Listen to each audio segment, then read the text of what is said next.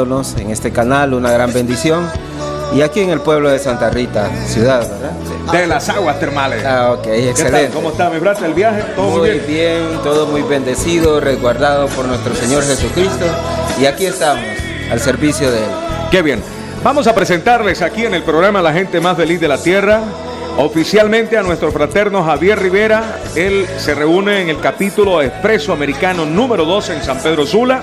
Nuestro fraterno Javier Rivera pues tiene 7 años de ser parte de la gente más feliz de la tierra. Así que lo dejamos para que en 45 minutos nuestro fraterno Javier nos cuente, nos diga de esas maravillas que nuestro Padre Celestial ha hecho en su vida. Bienvenido aquí al programa La Gente Más Feliz de la Tierra del capítulo Santa Rita de Oro, mi frate. Es un gustazo tenerlo por acá. Igualmente, un placer muy grande y sumamente agradecido por este privilegio que el Señor nos está dando esta tarde en esta visita, como ya repetí, a este canal y aquí a Santa Rita. Vamos a compartir una experiencia personal de mi vida, en el cual pues voy a hablar de un Dios real, un Dios que existe y que cada día se está manifestando en mi vida desde el momento en que yo llegué a ese punto de establecer una relación personal con Él. Ya me presentó mi fraterno Rogelio, Javier Rivera. Soy originario de aquellos tiempos, era una aldea, pues ahora constituida una gran ciudad en el departamento de Colón, Zonaguera. Ahí nací cuando era aldea precisamente, ¿verdad? Ahí pues mis padres llegaron a enamorarse, mis padres llegaron a conocerse, llegaron a unirse y ahí que procrearon 2 hijos, yo y mi hermana.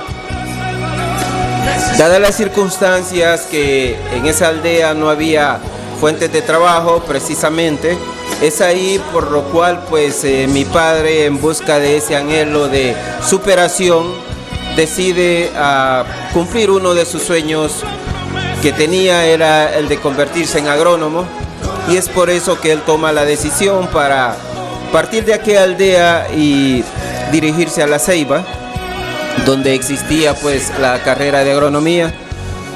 Este viaje de mi padre permitió pues de que dejara sola a mi madre con estos 2 niños, y es ahí donde mi madre comienza a asumir la responsabilidad de padre-madre con nosotros 2. Cierto, no había empleos en esa aldea, pero muy cerca de ahí estaban lo que son las fincas bananeras, que en ese momento pues administraban una compañía transnacional como es la Standard Fruit Company. Mi madre decide ir a solicitar trabajo a esa compañía y logran aprobarle su solicitud.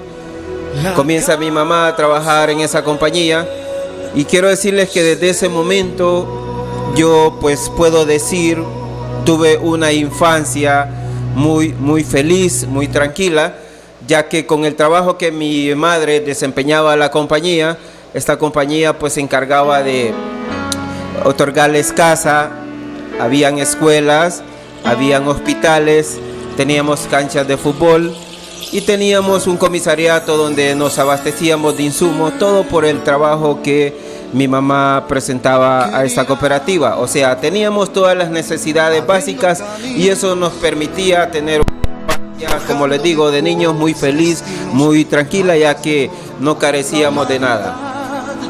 Mis estudios en la escuela pues fueron muy excelentes, siempre me caractericé como un niño muy tranquilo, muy callado, hasta cierto punto apenado, pero sí muy dedicado a los estudios, y eso permitió pues que sacara excelentes notas durante mi primaria.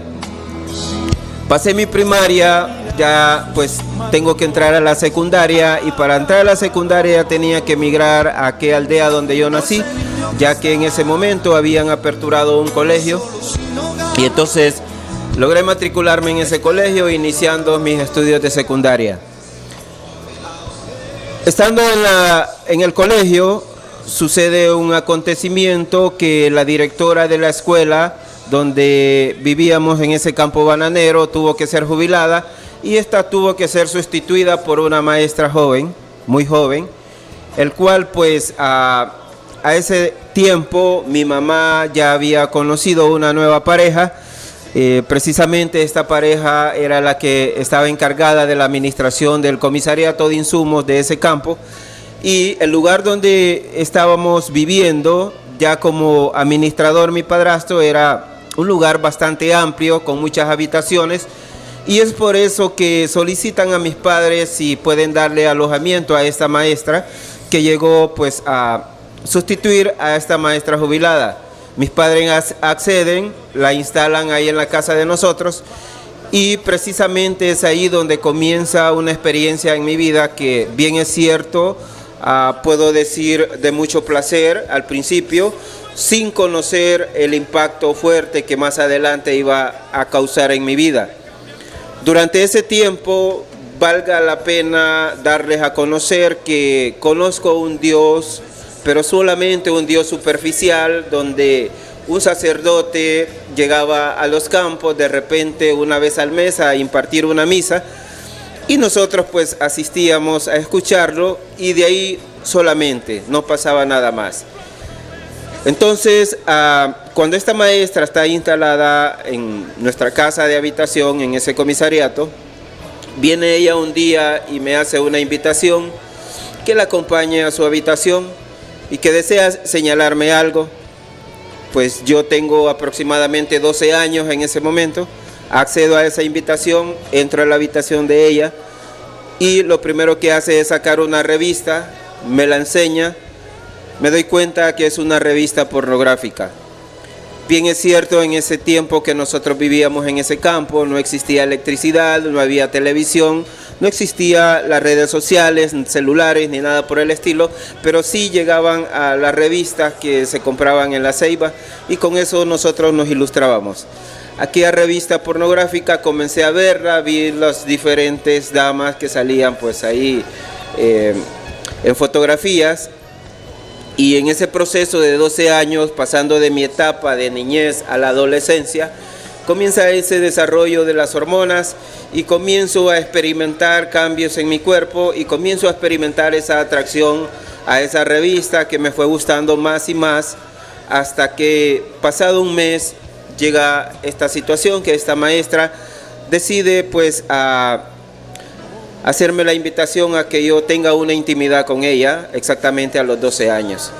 Accedí con toda la honestidad en ese proceso de adolescencia, se los digo, me gustó mucho, y poco a poco fue acrecentando esa intimidad con esta maestra, a tal grado pues de que yo quedé impactado con todo eso, pero surgió algo en esta relación, que aquello no fue así tan superficial, sino que de repente me fue gustando tanto y tanto y tanto, que ahora entiendo se fue convirtiendo en una adicción. Ya esa intimidad transcurrió más allá de simplemente con la maestra, y yo andaba buscando otras alternativas para poder satisfacer esa adicción que se había creado a través de esta intimidad. Comencé a visitar en aquel tiempo pues cantinas donde bebían bebidas alcohólicas, era lo que existía ahí en esos campos, y de repente pues uno llegaba a esas cantinas y habían ciertas damas que las atendían, y esas damas, cuando le gustaba a alguna persona, pues accedían a tener intimidad con ellas. Así me fui identificando en estas cantinas, y así fue ese proceso pasando de mi juventud hasta que culminé mi secundaria en el instituto donde yo estaba estudiando. Para esa época quiero decirles que ocurrió una catástrofe precisamente ahí en ese lugar.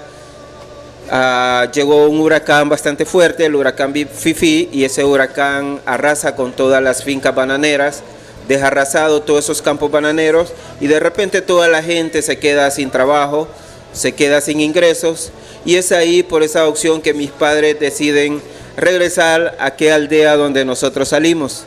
Gracias a Dios, con el trabajo que mi madre había hecho en esa finca bananera y el trabajo de mi padrastro en el comisariato, ya pues habíamos construido una casa en esa aldea, y ahí nos instalamos. Nos instalamos en la casa, pero no había trabajo, no había ingreso y por ende no había alimentos para comer. Recuerdo que en esa época pues yo visitaba a una tía que tenía una pulpería y de repente un expendio, y yo estaba al pendiente de que aquella tía pues hiciera su almuerzo para yo poder llegar donde ella precisamente a la hora del almuerzo, y así aquella tía me podía regalar un plato de comida.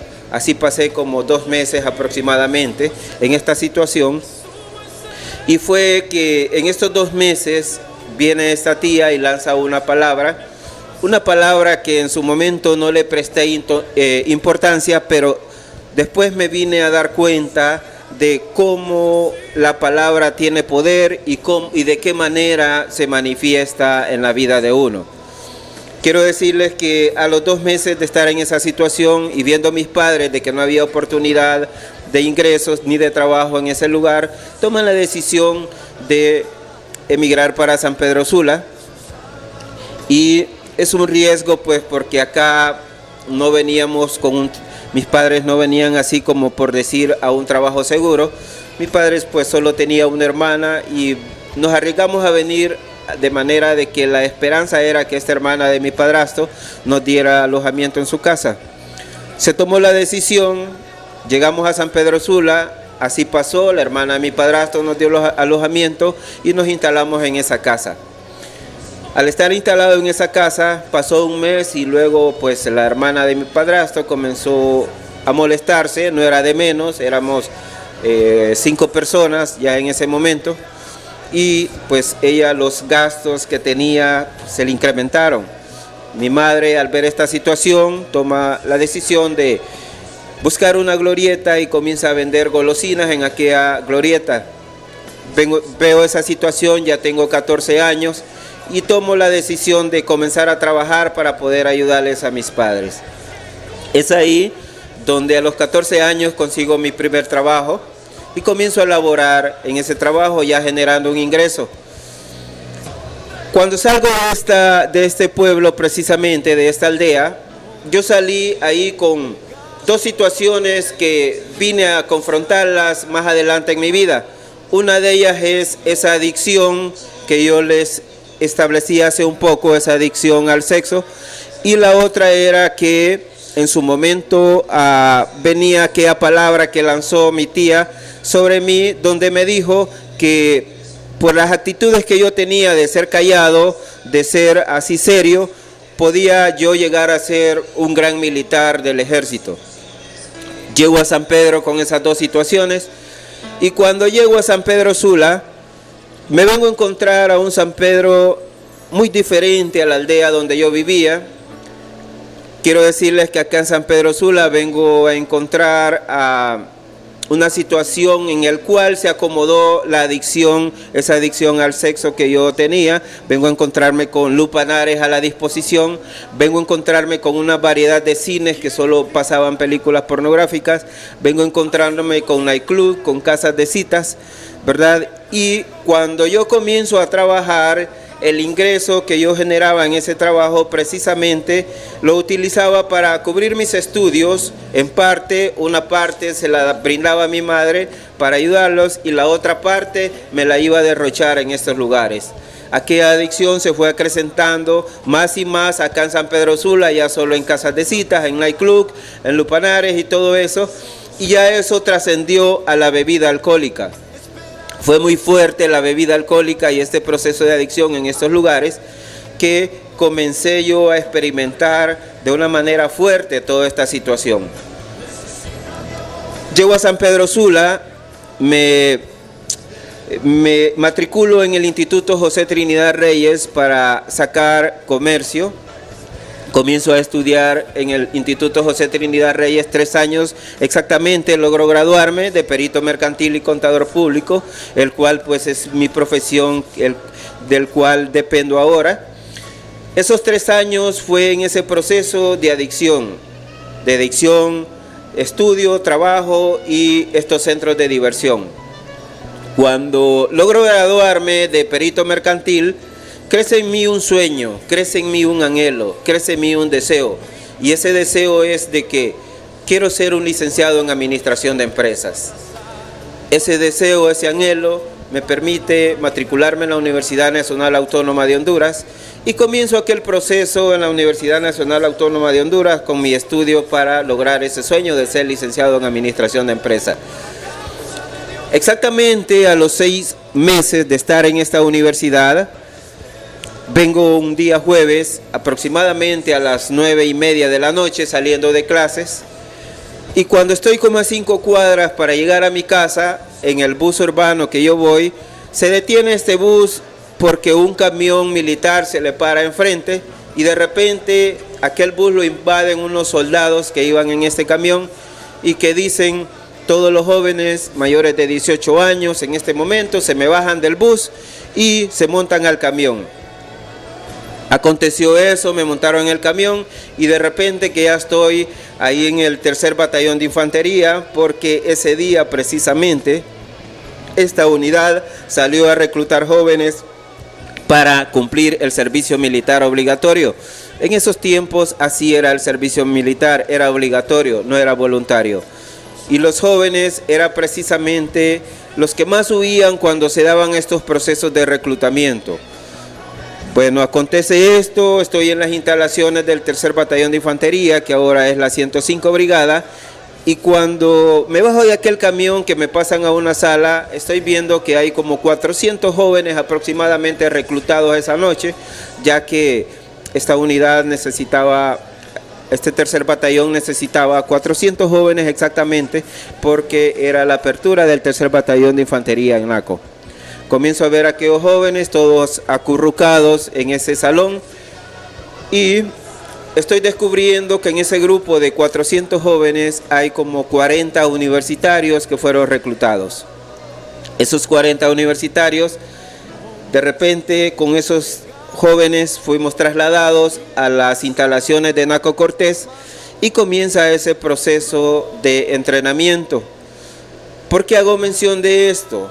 Porque precisamente en ese momento que yo llego a esa instalación, ahora me estoy dando cuenta de esas palabras que lanzó mi tía.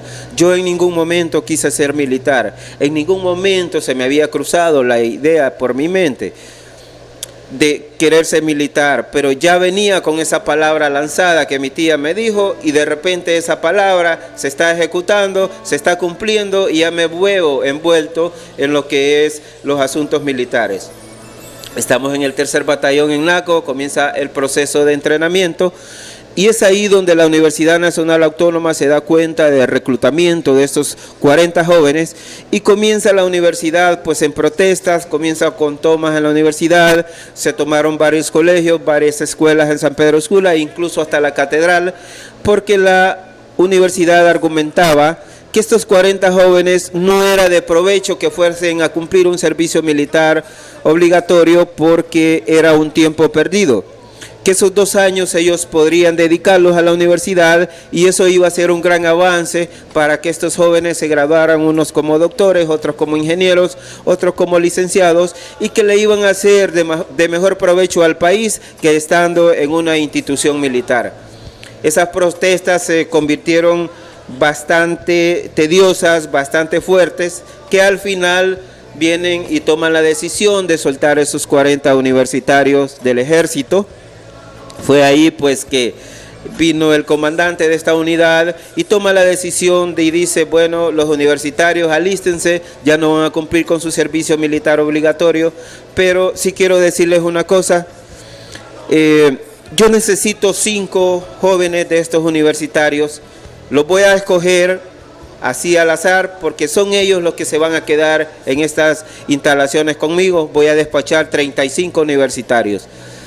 Tomé esa decisión, soltó los 35, nos quedamos 5, en esos 5 pues estaba incluido mi persona y es precisamente la decisión tomada de este comandante porque en ese tiempo su personal de tropa no tenía un buen nivel de educación y quiero decirles que de acuerdo al orden jerárquico del personal de tropa, un sargento primero apenas había llegado a 1er grado y lógico nosotros ya íbamos con cierto conocimiento de la universidad y el comandante sintió de que éramos de mucho provecho para él con todas las responsabilidades que tenía en su unidad.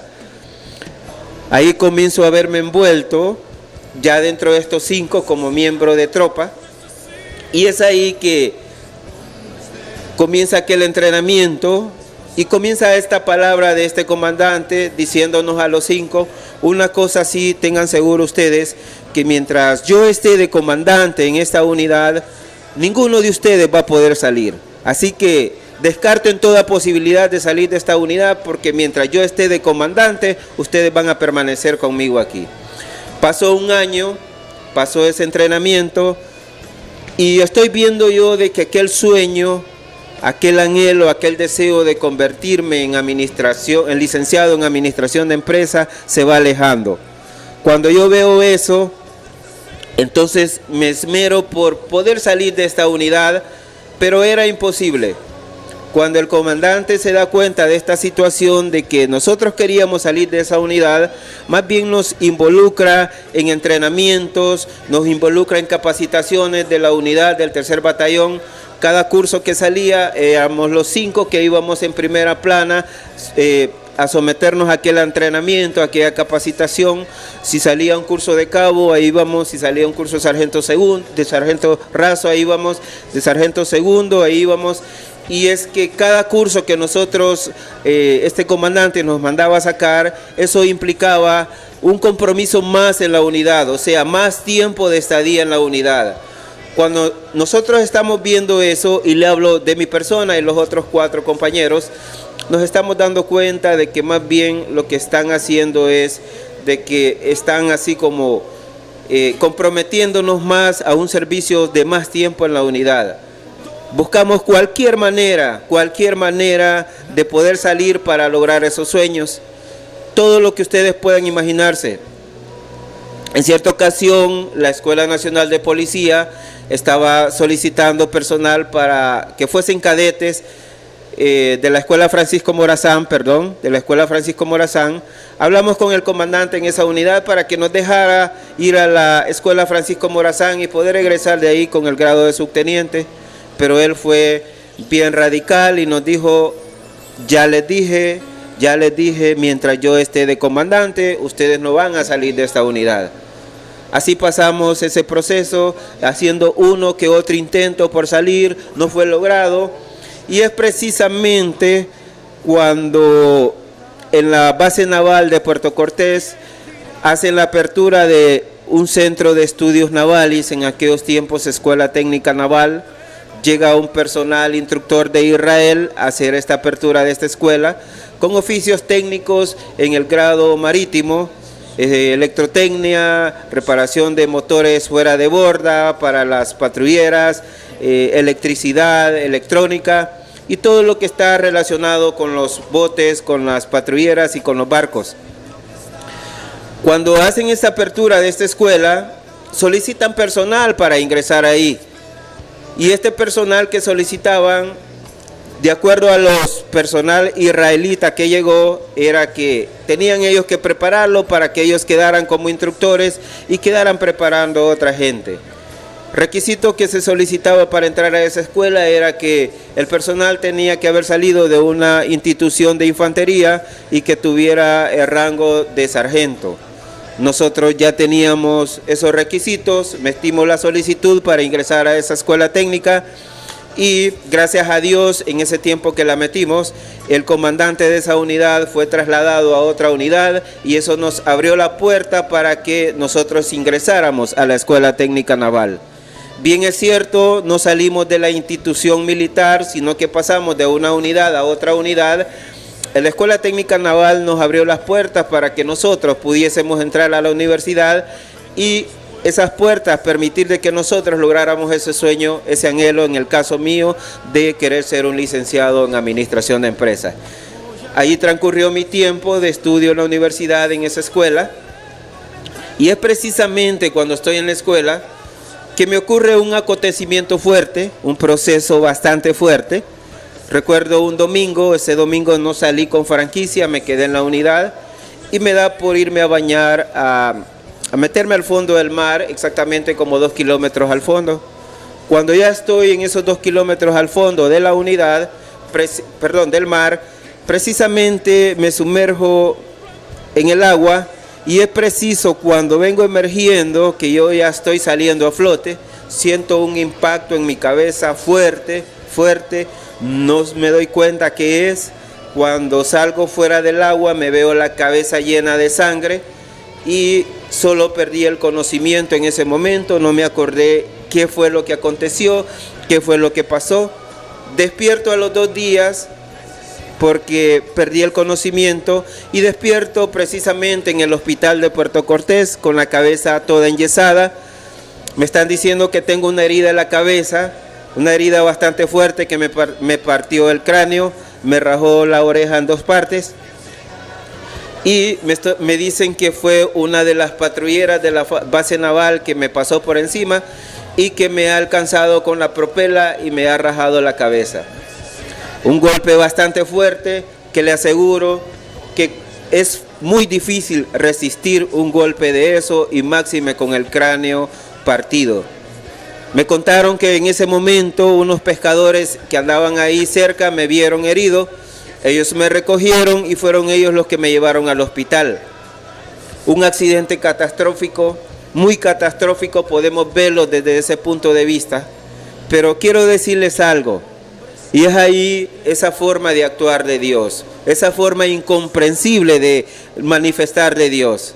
Ese accidente que yo sufrí permitió de que yo pudiese acercarme a Dios, de conocer a un Dios real, de conocer a un Dios que vive y que Él nos está cuidando en todo tiempo. ¿De qué manera? Ya les voy a explicar.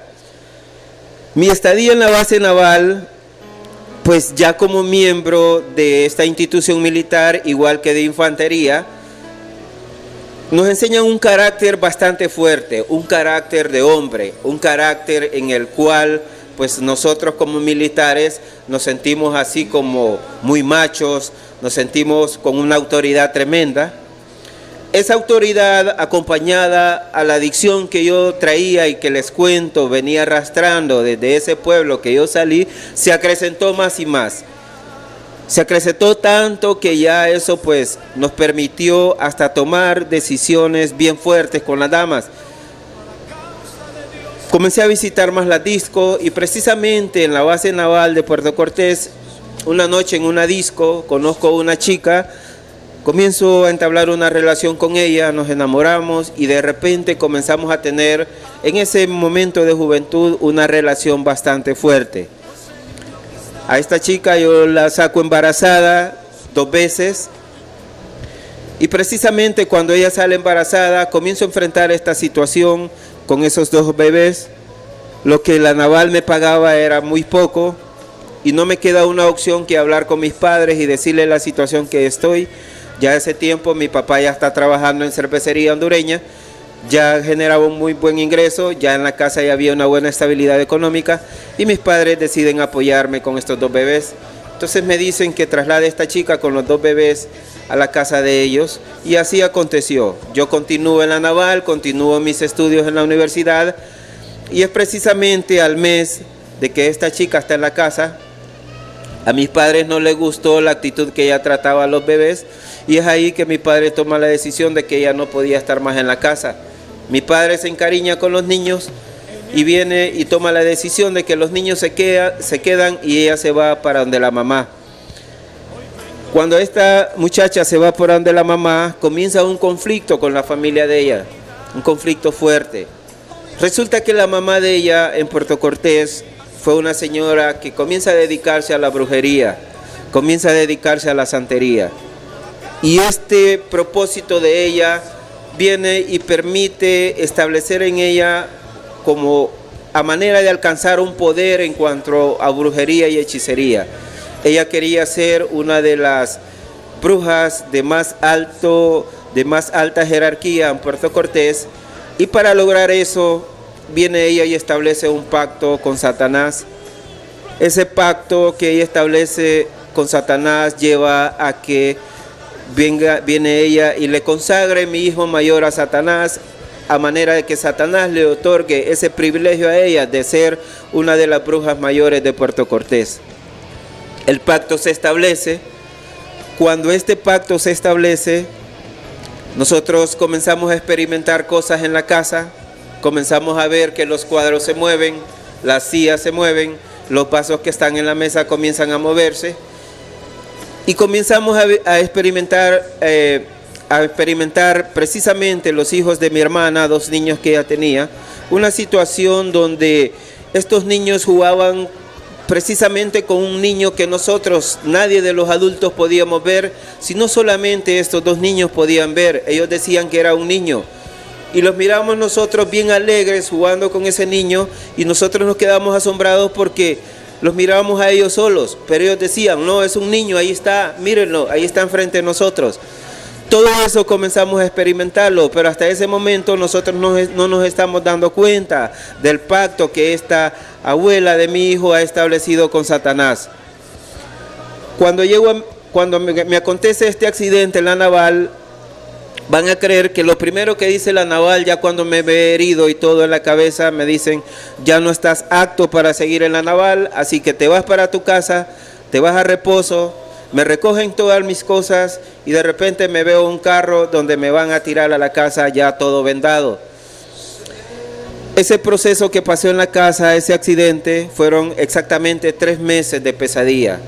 3 meses de una crisis nerviosa donde mi mamá hacía cualquier cosa para poder controlármela. 3 meses que yo no pude dormir. 3 meses en el cual solo cerraba los ojos y cada vez que cerraba los ojos tratando de dormir, miraba de que alguien, precisamente alguien, venía a darme con un tubo en la cabeza. No podía conciliar el sueño. Así pasé esos 3 meses y es precisamente en esos 3 meses cuando Dios comienza a manifestarse en mi vida. Y lo hace a través de una vecina que tiene mi madre, una señora muy humilde, muy sencilla, que esta señora estaba consagrada a Dios y al servicio en una iglesia. La señora esta se da cuenta de mi situación y se empecina en orar por mí. Le pide a mi madre que si le puede permitir dejarla pasar a ella a la casa para que pueda orar por mí. Mi madre accede. Aquella señora entró a la casa, entra a mi cuarto, y entra de una forma muy humilde, muy sencilla. Cuando ella entra me dice, Javier, yo vengo a visitarlo. Hay un sentir en mí que Dios me ha puesto de que yo venga a orar por usted. Parece que Dios está enterado de su situación y Dios quiere ayudarlo. Entonces Dios me ha mandado aquí porque precisamente me ha dicho que yo ore por usted. Accedo a esta petición de esta señora y esta señora hace una oración que en ese momento yo la vi bien sencilla. Yo no sabía el poder de la oración, tenía desconocimiento del poder de la oración por muy sencilla que uno la pueda ver. Y las palabras que dijo esta señora fue así: Señor Jesús, en este momento vengo a ponerte a Javier en tus manos. Te pido que controles esa crisis nerviosa que él tiene. Te pido que concilies el sueño que él no puede conciliar. Señor Jesús, yo te pongo en tus manos la vida de Javier y ten misericordia de él. Esa oración tan simple, no se imaginan, comenzó a tener un poder tan grande en mi vida, que solo recuerdo que esa señora se paró y me dijo, Javier, ya está, a partir de hoy en la noche ya no va a haber más crisis nerviosa, ya no va a haber más pesadilla. Y todo lo que mi madre había hecho con tés, con pastillas y todo lo que ustedes se puedan imaginar para que yo hubiese conciliado el sueño y jamás pudo lograrse, esa oración que hizo esa señora, solo recuerdo que ella cerró la puerta y más tardó en cerrar la puerta del cuarto cuando mis ojos se cerraron y tuve un sueño tan precioso, un sueño tan hermoso que me desperté hasta el día siguiente a la misma hora que esa señora salió de la casa. Imagínense. No habían sido los tés, no habían sido las pastillas, no había sido absolutamente nada lo que se había hecho para que yo pudiese salir de esa situación, sino esta oración que esta señora, que Dios mandó, que Jesús mandó a hacer a esta señora a este cuarto. Cuando yo vivo esa experiencia, me estoy dando cuenta de que hay un Dios real, que hay un Dios vivo, que ese Dios me está diciendo que está pendiente de mí y que Él quiere cuidarme. Ahí me estoy dando cuenta de ese Dios y que este Dios quiere establecer una relación conmigo. Me desperté ese día a las 7 de la noche. Aquella señora regresó a mi cuarto preguntándome cómo había dormido. Ya le expliqué yo a ella el sueño tan lindo que había tenido.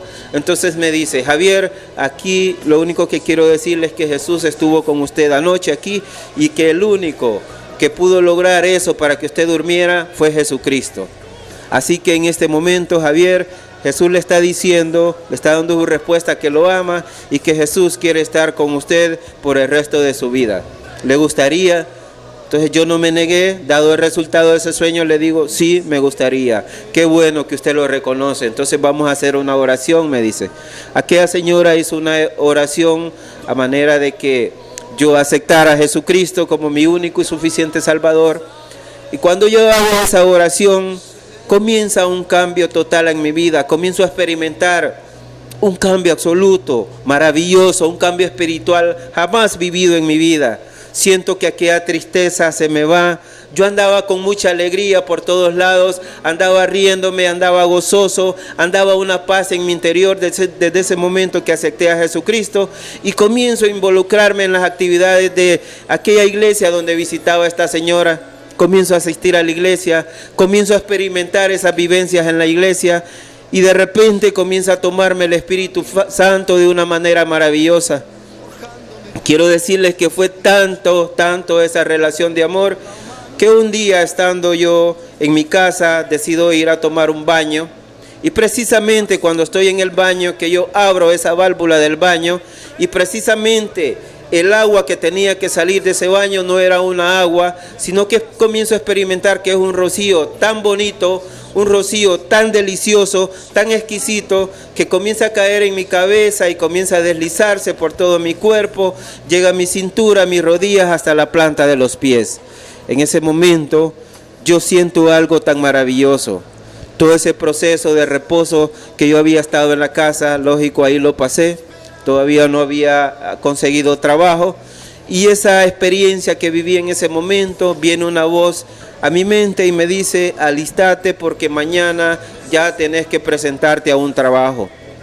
Así aconteció, me quedé con esa palabra. Precisamente a las 6 de la tarde llega mi padrastro de su trabajo de cervecería, y ¿qué creen?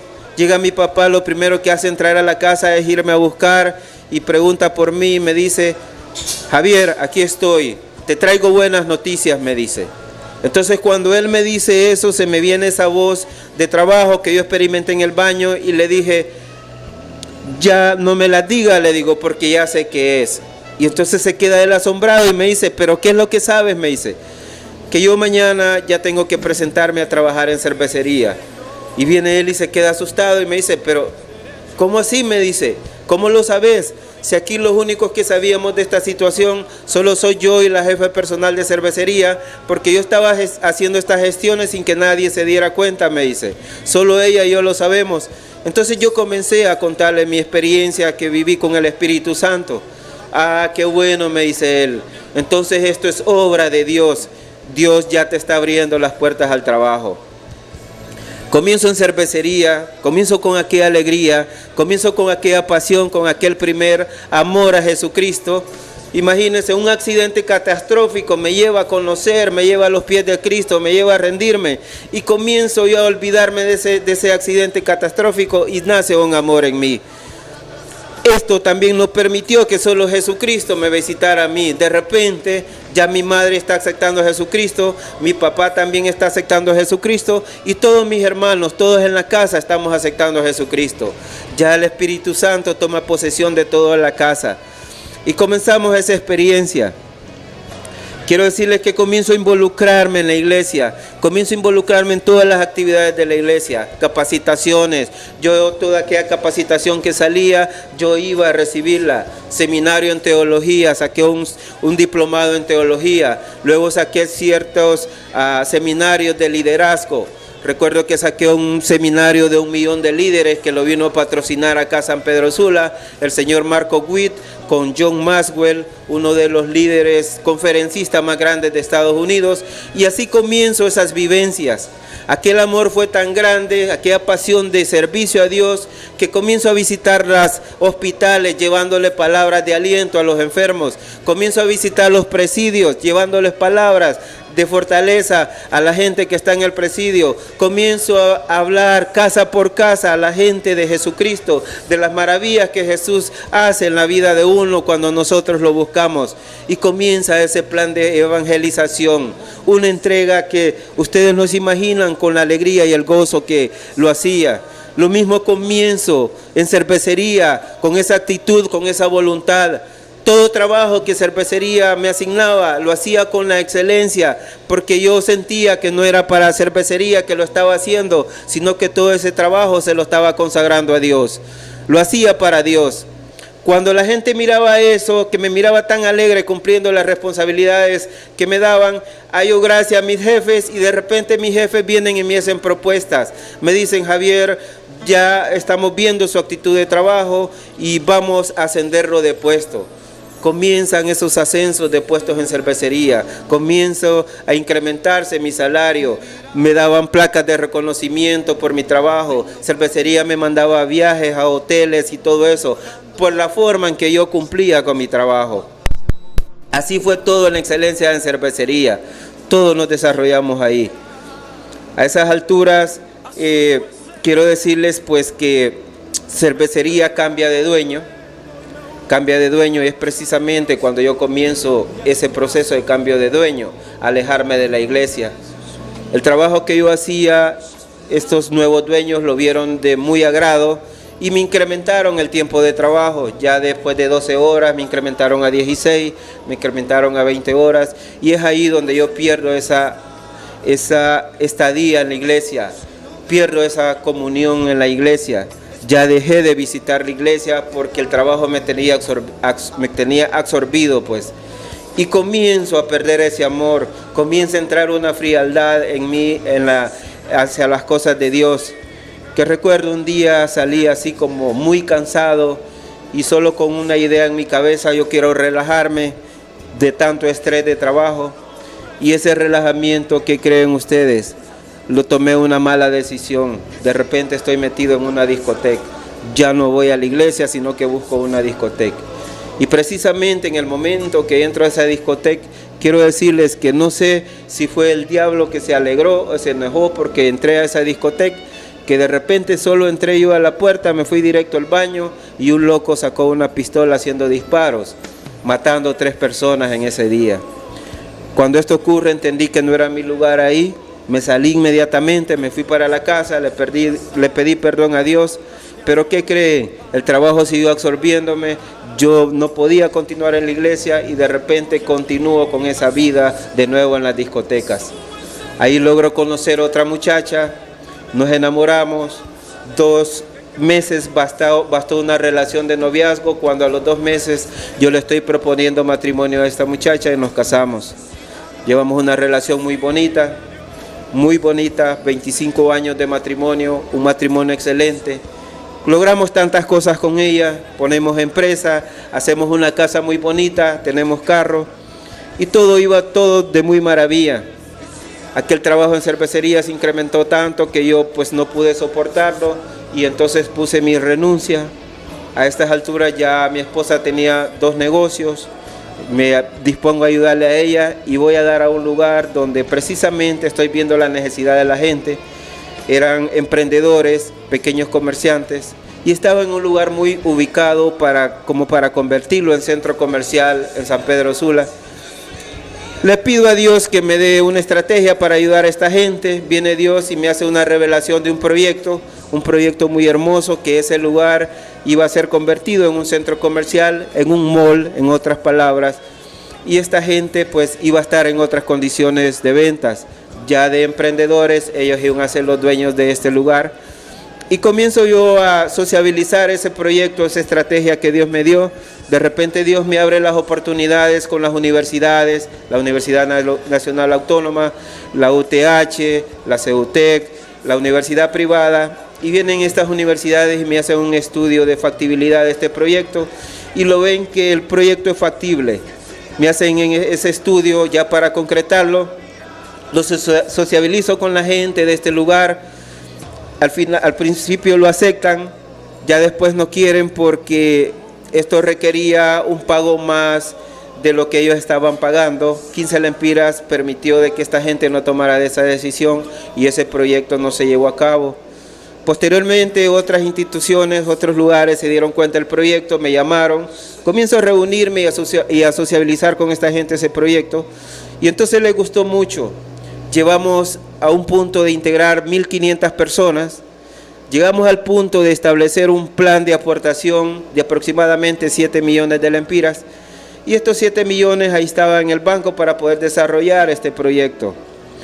Cuando el tiempo va pasando, la gente se desespera y dice que pues que saquémosle provecho a esos 7 millones y que la decisión que toma es comenzamos a autoprestarnos el dinero.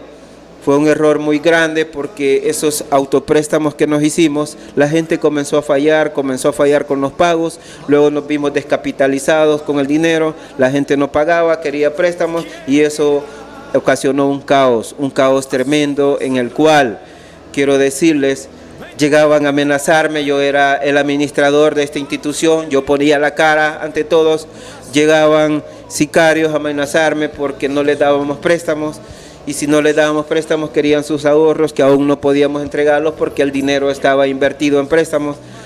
Llegaron brujos ahí a hacerme brujerías y todo lo que ustedes se puedan imaginar. Y es precisamente en ese momento donde me invade un espíritu de miedo tremendo, un espíritu de temor, de pavor, que yo pensaba hasta 5 veces para llegar a aquella oficina, porque sentía con todo este tipo de gente que me iba a encontrar, cada día eran 200, 300 personas que me estaban esperando en esa oficina para hacerme reclamos. Y es precisamente cuando yo estoy en esa situación que ese espíritu de miedo comienza a invadirme, y fue tanto que quiero decirles que yo ni podía digerir los alimentos. Cada vez que comía un alimento y cuando ese alimento llegaba a mi estómago, ese alimento yo lo vomitaba, porque ese espíritu de miedo hasta eso me permitía no sostener mis alimentos en mi estómago. Bajé de 170 como a 120 libras aproximadamente y sentía de que ya no podía con esa situación. Dedico a resolver ese problema, contratamos una firma de abogados para recuperar todo ese dinero que estaba invertido. Estos abogados comienzan a hacer gestiones con toda la gente que nos debía y los abogados le sugieren a esta gente que está bien, van a aceptar los compromisos de pago que ellos hacen, pero que el dinero se los depositen a una cuenta personal de ellos. Así se hizo la gestión y para sorpresa, cuando menos acordamos, estos abogados se han apoderado de todo el dinero y seguimos con el mismo problema. Todo más difícil para mí. Trato de resolver esa situación a costa de como sea, yo era responsable. 6 meses me bastaron en ese proceso en el cual pues solo dedicado a resolver ese problema, yo no estaba generando ningún ingreso y eso permitió de que yo no pudiese ayudar en la casa con ingreso económico. A esas alturas pues con todo el esfuerzo de la bendición de Dios ya mi esposa tenía esos negocios, ya tenía un hijo graduado en la universidad, tenía un buen empleo, estaba con nosotros en la casa. Y es cuando comienza ese proceso de familia. Vienen ellos, comienzan a ver mi situación y comienzan a decirme, mira, si tú no traes ingresos a la casa, tú ya no puedes estar aquí. Si tú no traes ingresos, tú ya no puedes comer aquí, tú no puedes estar aquí. Pero decía yo, ¿cómo es posible? 25 años de matrimonio, toda una vida dada a esta familia. Los negocios salen de la bendición de Dios en cervecería, la casa de la bendición de Dios en cervecería. Y 6 meses que pasan precisamente cuando yo no tengo ingreso, comienza la familia a darse vuelta. Todo aquello fue tan tedioso, que me vi obligado a renunciar a aquella familia, a salir de aquella casa. Precisamente salí, un amigo me ayudó a conseguir un apartamento. Llego a ese apartamento sin un centavo en la bolsa. sin un centavo en la bolsa, y comienzo aquellas vivencias en ese apartamento. Pero imagínense cómo es Dios de maravilloso. Recuerdo que de ese apartamento yo salía a la calle, y cuando menos acordaba iba por la calle y de repente miraba un billete de a 100 tirado en la calle, y de repente aquel billete de a 100 yo lo recogía y eso me permitía ir a comprar un plato de comida. Y ustedes pueden decir, pero un billete de a 100 cualquiera puede encontrárselo tirado en la calle. Sí, es cierto, pueden decir eso, pero yo en este momento les digo, no es así, porque precisamente después de pasar hasta 50 personas por encima de ese billete y ninguna de esas 50 personas recogieron ese billete, es porque Dios lo tenía destinado para mí. Dios lo tenía asignado para mí porque Él sabía mi situación. Y comienzo a vivir esa experiencia donde Dios comienza a cuidarme, Dios comienza a abastecerme con dinero. De repente estoy acostumbrado al ejercicio, no lo dejo de hacer. Subí hasta la montaña, rótulo de la Coca-Cola, y allá me ponía a orar encima de esa montaña. Y cuando terminaba de orar, que abría mis ojos, solo volteaba a ver al lado, y de repente miraba hasta 2 billetes de a 100 al lado mío, en una montaña que no llegaba a nadie. Decía yo, ¿cómo es posible? ¿Quién va a dejar este dinero aquí? Y entendía que era Dios que me estaba sustentando. De repente aparecía un hermano de la iglesia y me decía, Javier, estoy inquieto, Dios me tiene inquieto con usted, y Dios me dice que le dé esto. Y de repente ese hermano me daba la mano y me ponía un billete de 500 en la mano. Entonces yo entendí que Dios me estaba buscando, me estaba cuidando. Ese proceso de temor, Dios comenzó a tomar el control y me decía, cada vez que yo salía de la casa con ese temor, me decía Dios, no temas, yo estoy contigo, no temas, nada te va a pasar, yo estoy contigo. Aunque llegue cualquier persona a amenazarte, a decirte algo en esa oficina, no te va a pasar nada, yo te estoy cuidando. Y así como decía Dios, así acontecía. Esas personas llegaban enojadas, llegaban irónicas, llegaban con lo que sea, y de repente yo las enfrentaba, platicaba con ellos, y al final de la plática terminábamos abrazados. Yo sentía que no era yo que estaba haciendo eso, mas el Espíritu Santo estaba actuando a través de mí y quitando toda ira, todo enojo de estas personas. Al final del día yo salía tranquilo y aquella voz venía a mí de nuevo y me decía, ¿qué te dije? Que no te iba a pasar nada. ¿Qué te dije? Que yo te estoy cuidando. Así era eso, pero yo no podía dominar ese espíritu de miedo, siempre estaba ahí. 2 meses consecutivos, y cada día Dios salvándome, cada día Dios cuidándome, cada día Dios permitiéndome que no me pasara nada. Es precisamente cuando estoy en ese proceso, abandonado por mi familia y todo, encuentro un amigo. Ese amigo se me acerca y me dice, Javier, yo necesito platicar con usted, quiero hacerle un regalo. Ese regalo que me dio ese amigo fue un librito pequeño, un librito blanco. Ese librito se llama Los hombres más felices de la tierra. Es un libro que lo escribió nuestro fundador de Fraternidad, Demos Chakarian. Comienzo a leer ese libro, comienzo a empaparme de él y comienzo a darme cuenta del proceso que pasa Demos Chakarian cuando salió de Armenia y llegó a Estados Unidos.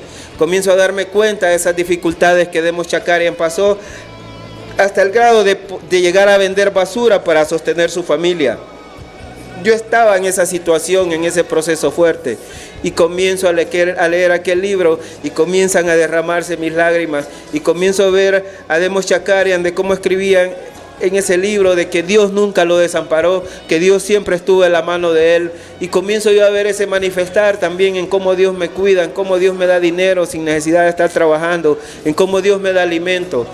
Y comienzo a llorar cada vez que yo leía cada página de ese libro. Lo terminé. Le dije a mi amigo, un fraterno, ya leí el libro, me dice, bueno, ahora vamos al siguiente paso, lo invito a un capítulo, me llevó a un capítulo, estuve 2 veces, 3 veces yendo a ese capítulo. Para serles honesto, no me gustó el capítulo, primeramente porque se dio una cosa, yo llegué sin dinero, ahí el primer día la comida se invitaba, el segundo día también, pero ya el tercer día uno tenía que comprarla.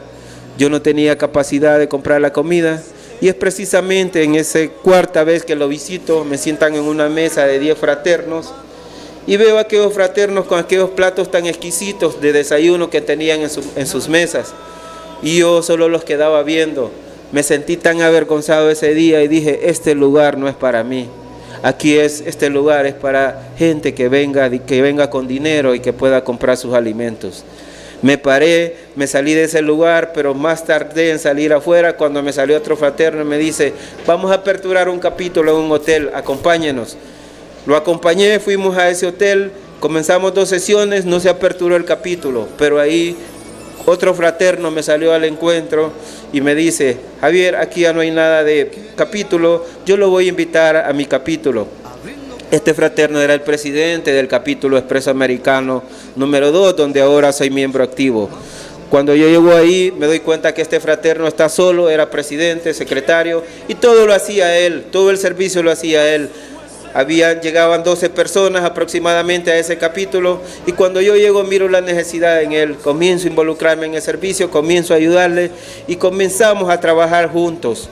De repente estamos viendo que ese capítulo va creciendo, de 12 personas aumenta a 15, de 15 a 20, ya en un año ya me han nombrado tesorero del capítulo, el siguiente año me nombran vicepresidente, y cuando estoy en el grado de vicepresidente, vengo y tomo unas papeletas que nosotros usamos en fraternidad para pedir una necesidad que nosotros tenemos. Tomo unas papeletas y le escribo a Dios, Señor, le digo, realmente yo quiero pedirte, porque discúlpeme, este fraterno me abrió las puertas de su trabajo precisamente cuando yo estoy sin empleo. Le digo que soy contador, me dice que él necesita un contador y de repente me veo involucrado en él como contador. Al llegar ahí, este fraterno está solo en su negocio y veo que él necesita un conserje, necesita comprador, necesita vendedor, necesita de todo, y comienzo a involucrarme en todas las actividades. Hasta el carro le lavaba a este fraterno. No entendía yo por qué Dios me llevaba ahí, pero en todo ese tiempo que estuvo ahí, él tiene una empresa de repuestos automotrices, comienzo a conocer el área de repuestos con él, ayudarle a vender, ayudarle a comprar, y de repente, cuando ya tengo 3 años de estar con él, fue cuando le escribo en esta papeleta al Señor, Señor, ya no quiero ser empleado, yo quiero tener mi propia empresa. Y precisamente a la semana que le escribo eso, viene este fraterno y me dice, Javier, voy a abrir una sucursal, quiero hacerlo socio a usted de esta sucursal, ¿le gustaría? Entonces me acordé de la papeleta y le dije, sí, claro que sí, acepto. Este fraterno abre la sucursal y precisamente cuando ya tiene un mes de haber abierto la sucursal, viene y me dice, Javier, lo siento, fíjese que ya no vamos a estar como socios.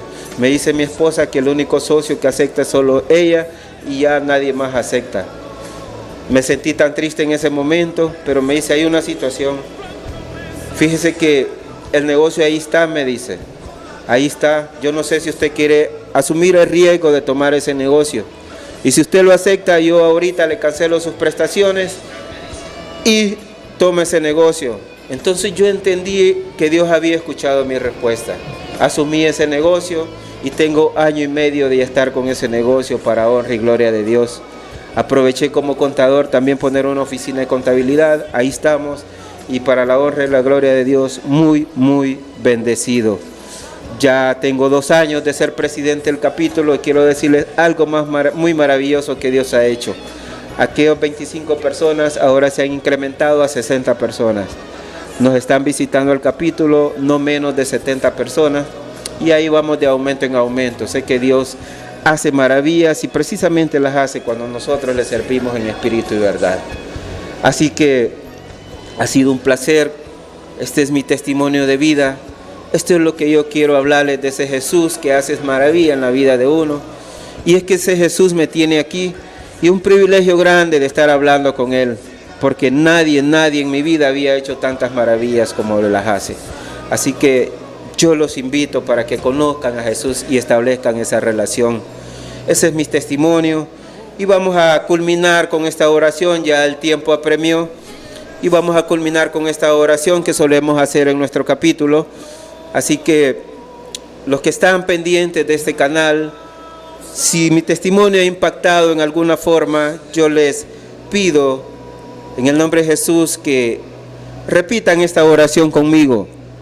Señor Jesús, Esta tarde esta tarde me presento me presento delante de ti, delante de ti, reconociendo reconociendo que soy un pecador. que soy un pecador. Señor Jesús, Señor Jesús, yo te pido perdón yo te pido perdón por mis pecados, por mis pecados, por todas esas cosas malas por todas las cosas malas que he hecho que he hecho y que no te agradan. que no te agradan. Señor Jesús, Señor Jesús, esta mañana, esta esta tarde, tarde, te acepto te acepto como mi único como mi único y suficiente Salvador. y suficiente Salvador. Te pido Te pido que inscribas que inscribas mi nombre, mi nombre, el de mi familia, de mi familia, en el libro de la vida en el libro de la vida. y no lo borres, Y no lo borres nunca jamás. nunca jamás. Señor Jesús, Señor Jesús, reconozco reconozco que eres el Hijo de Dios que eres el Hijo de y Dios que resucitaste que resucitaste entre los de muertos. los muertos. Gracias, Jesús. Gracias, Jesús. Amén.